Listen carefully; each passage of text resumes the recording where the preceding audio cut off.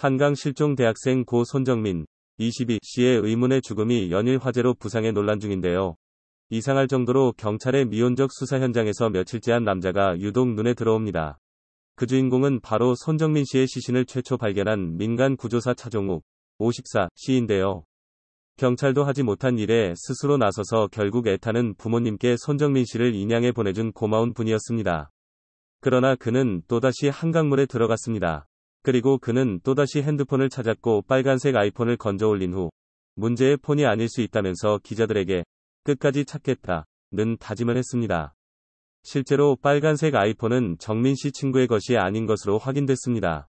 하지만 전 이 핸드폰이 경찰에게 넘겨지지 않길 바라는 마음이었는데 경찰에게 넘겨진 핸드폰은 친구의 폰이 아니라는 결론을 내렸습니다. 차종욱 씨. 그는 도움이 필요한 곳이면 O2, 수색견 이름과 함께 어디든 간다고 합니다. 이렇게 봉사를 시작하게 된 지 벌써 4년째라고 하는데요.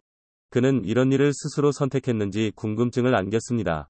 차 씨는 이에 나이 50이 넘어가니 사회에 빚만 지고 살아왔다는 생각이 들었다.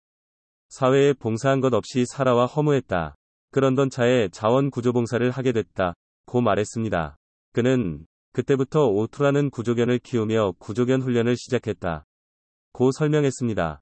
손정민 씨의 시신을 찾게 된 것도 O2의 활약이 컸습니다.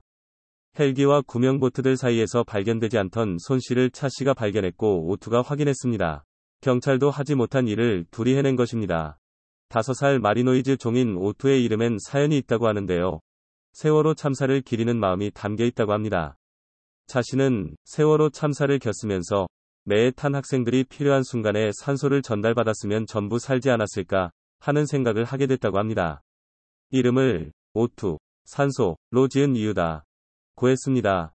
마침 O2의 생일이 4월 16일이었다고 합니다.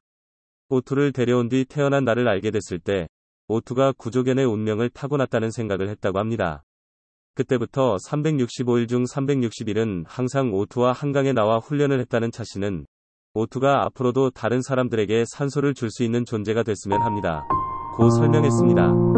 마치 잘 짜여진 멋진 영화처럼 너무 감동적인 사연이네요. 세속을 벗어난 도인 같은 위인과 O2와의 만남 그리고 그들의 봉사와 헌신적인 삶 정말 감동적이고 숙연해지네요. 한강에서 수색하는 그의 모습을 보는 시선은 다양했습니다. 차 씨는 요즘 뉴스에서 개물림 사고에 대한 이야기가 많아 큰 개에 대한 적대감이 크다. 어제도 사람들이 개 입마개 왜 안 하냐고 물어왔다. 고 말했습니다. 그는 이 친구 O2가 대학생 사체 직접 찾은 수색견이라고 답했더니 사람들이 진짜 대단한 개를 몰라봐서 미안하다 고 응원해주더라. 뿌듯한 마음을 들었다 고 말했습니다. 그가 손정민 씨의 사건에 뛰어들게 된 계기는 우연이었다고 합니다. 119 구조대에서 사체를 찾는 모습을 O2를 훈련시키는 중에 보게 됐다. 뉴스를 확인하고 직접 나서야겠다고 마음을 먹었다고 합니다. 실종 장소는 4년 동안 매일 O2와 함께 훈련하던 장소였다고 합니다. 마치 O2와 그의 운명처럼 느껴졌다며 차 씨는 4년 동안 매일 O2와 함께 훈련하면서 그 한강 주변 지형과 물길에 대해 나보다 잘 아는 사람이 없다고 자부할 정도였다. 고 말했습니다. 정민 씨를 찾은 이후에도 차 씨는 불면의 밤을 보낸다며 열악한 현장에서 수색에 성공할 수 있는 확률은 5% 정도다. 확률이 거의 없는 상황에서 정민 씨를 찾아 너무 다행이라는 생각이 들었는데 아직도 그 모습이 눈에 선해 트라우마처럼 남았다 고 말했습니다. 이어 상류에서 떠내려올 때 시야가 좋지 않았다. 시신을 비닐이하고 착각할 정도였기 때문에 영원히 미제 사건이 될 수 있었다고 생각한다 고 당시 상황을 설명했습니다. 이어 그 장면이 뇌리에 강하게 박혀 떨리고 두려우면서도 다행인 그런 양가적인 감정이 든다 고 덧붙였습니다. 차 씨는 경찰 수색견을 확충해야 한다고 강조했습니다. 초기 골든타임에 실종자들을 빨리 찾기 위해서는 사람보다 훈련된 수색견이 필요하다는 주장입니다. 그는 경찰 100명보다 수색견 한 마리가 더 빨리 찾을 수 있는 능력이 있다. 며 많은 수색견을 체계적으로 양성하고 교육하는 제도가 마련된다면 불상사에 빠르게 대처할 수 있을 것이라고 말했습니다. 이분과 O2를 국민 세금으로 스폰해서라도 특채 민간 수사관으로 임명해야 할 듯하네요.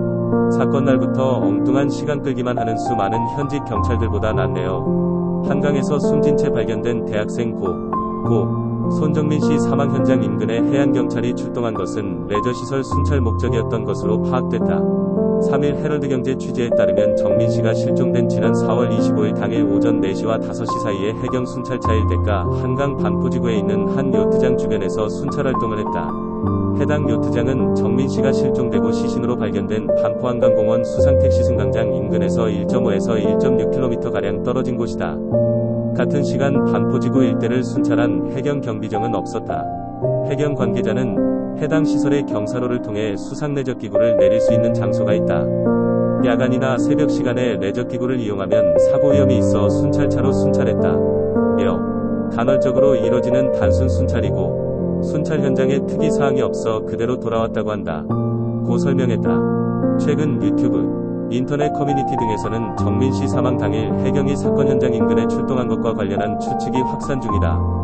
유튜브 채널 신이 한수가 지난달 27일 공개한 폐쇄회로 CCTV 영상에 해경 순찰차 1대가 촬영되면서다.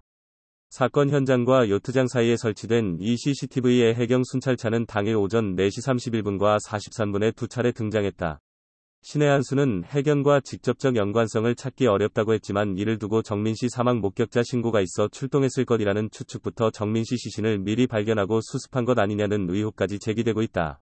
한강에 해경 정비정이 있었고 정민 씨 시신을 인야했을 것이라는 주장까지 나왔다. 해경은 이 같은 루머에 대해 허위사실이라고 선을 긋고 있지만 아직 해경 관련 가짜뉴스가 크게 확산하지 않은 만큼 수사의뢰 등의 방침은 검토하고 있지 않다.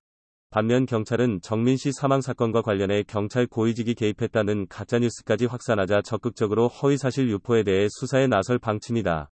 경기북부경찰청은 전날 장하연 서울경찰청장과 그 가족이 정민 씨 죽음과 관련돼 있다는 허위글 유포행위에 대해 조사하기로 했다. 경찰은 앞서 김창룡 경찰청장과 송정혜 대전경찰청장에 대한 허위사실 유포와 관련해서도 내사에 착수했다.